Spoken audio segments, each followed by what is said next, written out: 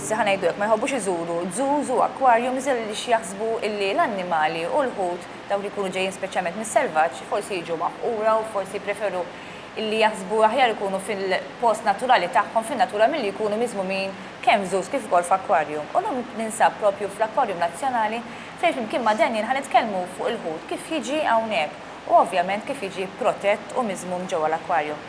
Daniel, first of all, thank you for inviting us again over here today to give us more information. As I was explaining in Maltese in my intro, it was that some people maybe are skeptic in going to zoos, aquariums, because of the nature. They would say, well, if they're wild animals, wild fish, why don't you stay in their nature? Why do we keep them here? But obviously, being here in the aquarium, you give us more information. Like when you get new fish here, you just get fish and just jack them in the aquarium and say, okay, now swim with the rest of the fish and enjoy. Thank you, Marika, for coming today and good morning. Very interesting question. I think it's very important for the public to know that all these fish that they can see here, not only they are from a very sustainable way of sourcing. I mean, we have very reputable sources that they catch them in a sustainable way. We never use any species that are endangered in the wild. If they are threatened, what we do is source them from another source that is actually helping the environment, like public aquariums. When they breed them, we actually source those babies here to actually try and breed with another source so that they don't interbreed and be part of that program. But in any way, we source fish illegally or fish that are protected species from the wild. What about the local fish that we find here in the National Aquarium? The local fish are important. Some of our local fish we source from fish farms. Other local fish we actually source from fishermen that are actually fishing locally for the fish markets or for the restaurants. That's interesting. So instead of giving them to restaurants, yes, they offer them to us as well, and if we are interested in that particular specimen or species, then we bring them over and they have a better life than in a plate. Obviously, instead of eating them, that's right. We'll find them here. And when you get these kind of, we're talking about the local fish now from the fishermen, you just get them here. I'm sure you don't just put them in the tank. No, What's we the don't procedure? put them straight on the tanks.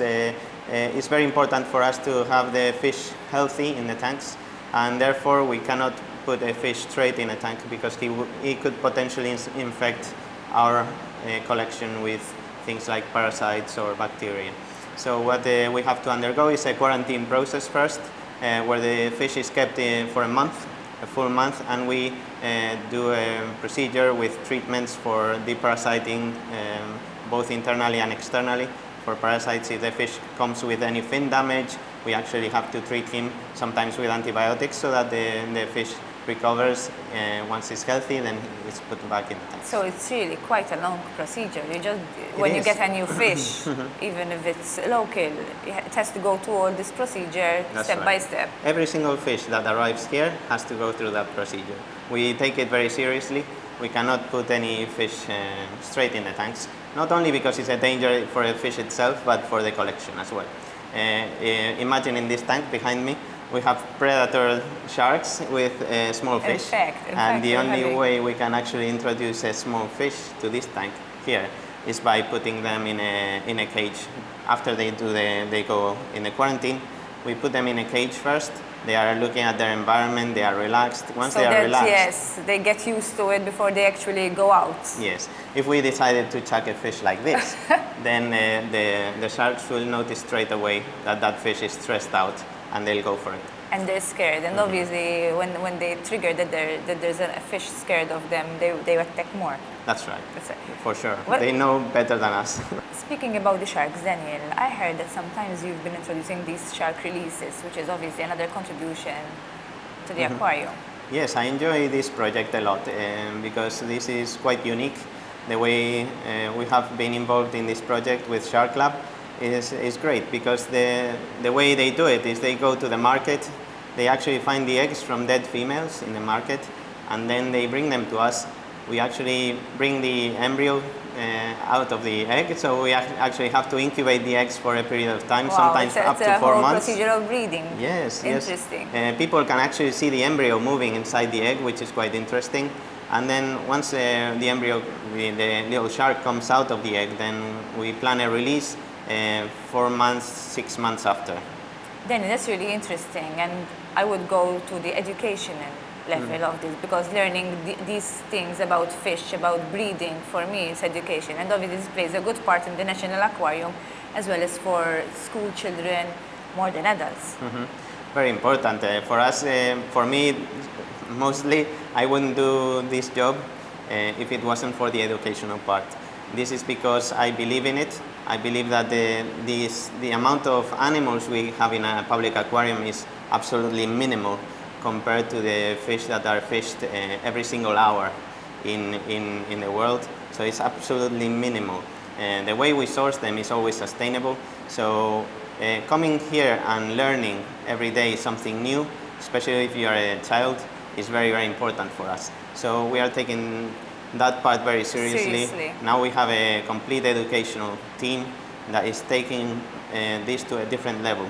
We are working with schools, we are working with the universities, we are working with the school program for every year and adapting to it. And we are also offering workshops, things like squid dissection. We are talking more and very interactively with the kids. They are actually learning a lot once they come here. And for us, it's very important to give the children a very educational message.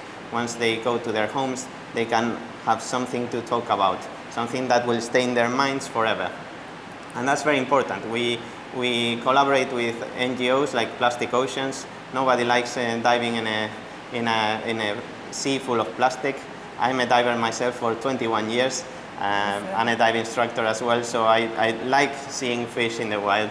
I spent a lot of time not just here but also in the wild, and that's very important for us to have clean oceans and be respectful for the ocean, because anything that we throw to the ocean is going to come back to us.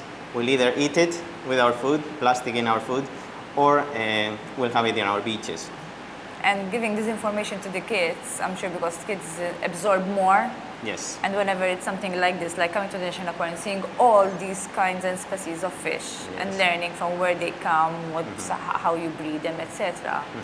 It's great because here we can show different species, both marine, freshwater, we have tropicals, we have native species, so the kids can see the actual diversity of life in the whole world.